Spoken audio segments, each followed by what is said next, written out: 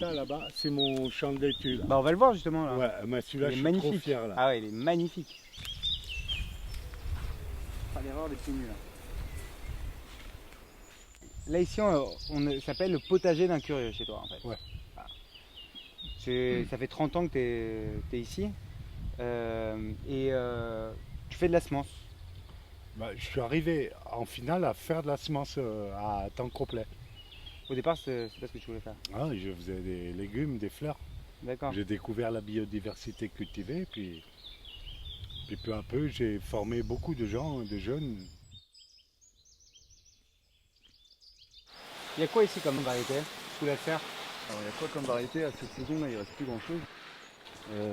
Jusqu'au mois de mai, nous on fait nos plantations en jardin assez tard parce qu'on n'est pas maraîcher, on fait de la graine. Avec toutes ces laitues, on va faire nos graines.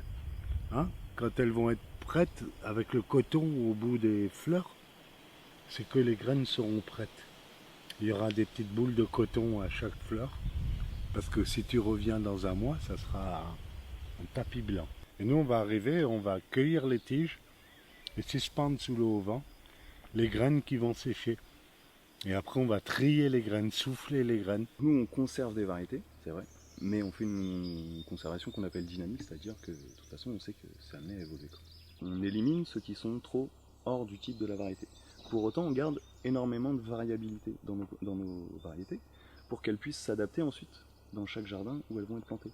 Plus ton patrimoine génétique est riche, plus tu as de potentiel d'adaptabilité dans des conditions écologiques différentes. En essayant d'avoir des variétés un peu standards, mais en laissant place à un certain type de mouvement d'une année sur l'autre, quoi. Voilà, c'est ça. Okay. Parce que si tu as et qu'elle soit dans le catalogue, qu'elle soit reconnue. Alors nous, ça ne nous préoccupe pas. D'accord. Non, je sais pas. Alors légalement, ouais, il faudrait qu'elle soit inscrite dans les catalogues. Bon, après, par exemple, du tabac c'est inscrit dans le catalogue, tu n'as toujours pas le droit de le faire pousser. Mais meilleur au goût. Ah oui, elles sont bons, mais ça s'arrête là. C'est Hollywood Chewing Gum, ça. Ça, non, pour du Hollywood, il y en a une autre. C'est fraîcheur de vivre, ça. Je te jure, j'ai l'impression de manger un Hollywood Chewing Gum, là. Et comment tu connais tout ça, toi, en fait? Comment je connais tout ça? Moi, je suis fait un master de biologie-écologie, qui était très intéressant, qui m'a permis d'apprendre plein de trucs. Mais j'étais pas tellement d'accord avec tout.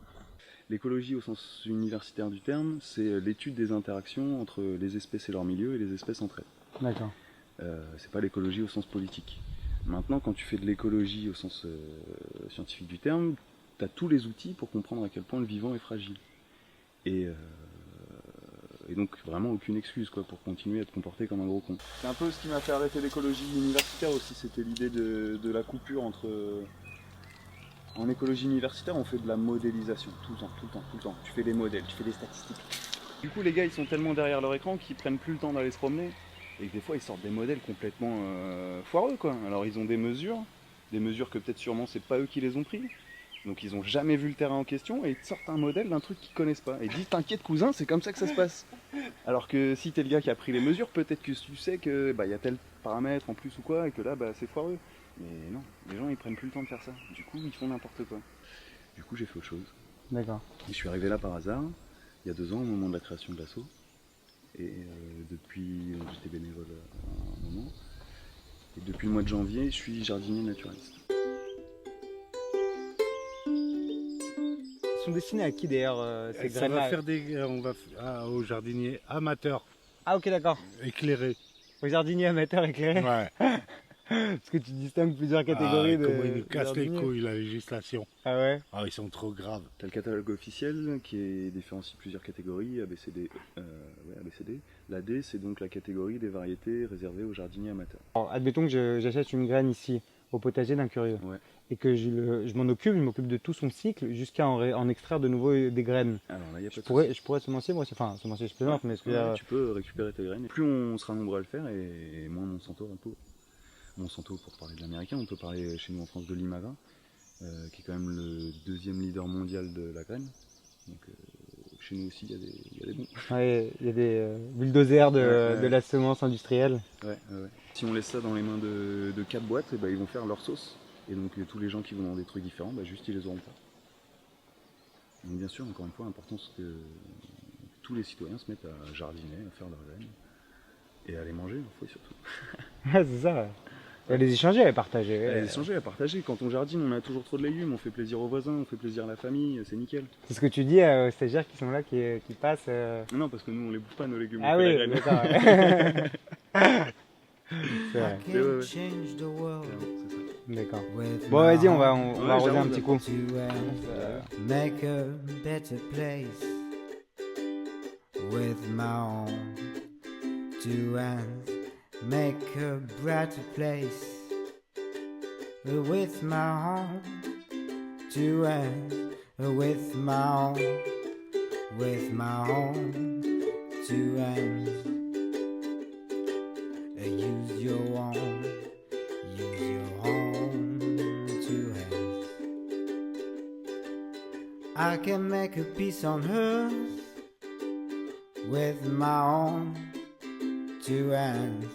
I can clean up the earth with my own two hands. I can reach out to you with my own two hands. With my own.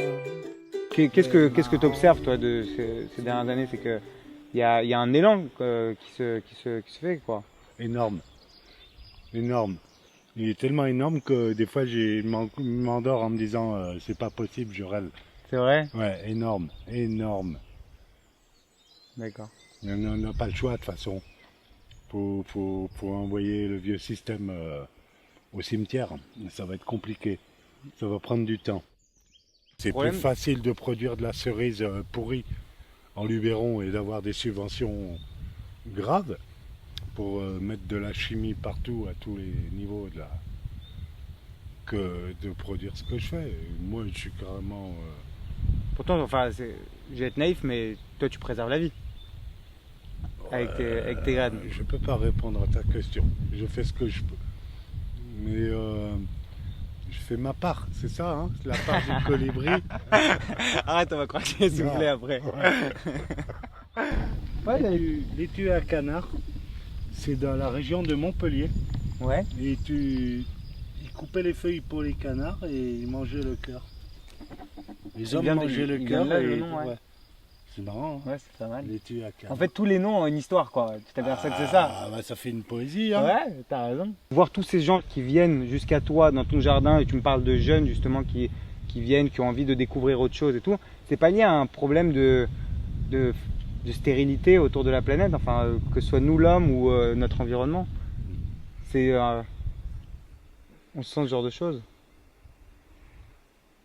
Je sais pas, ce que je me dis peut-être, enfin, en fabulant Non, un peu. tu me poses une question qui était personnelle.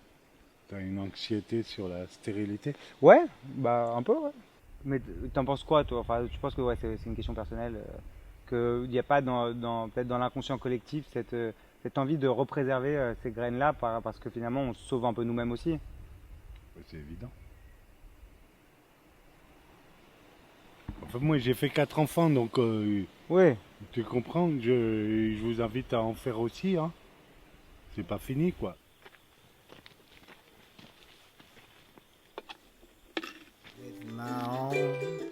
With my own two hands. Use your own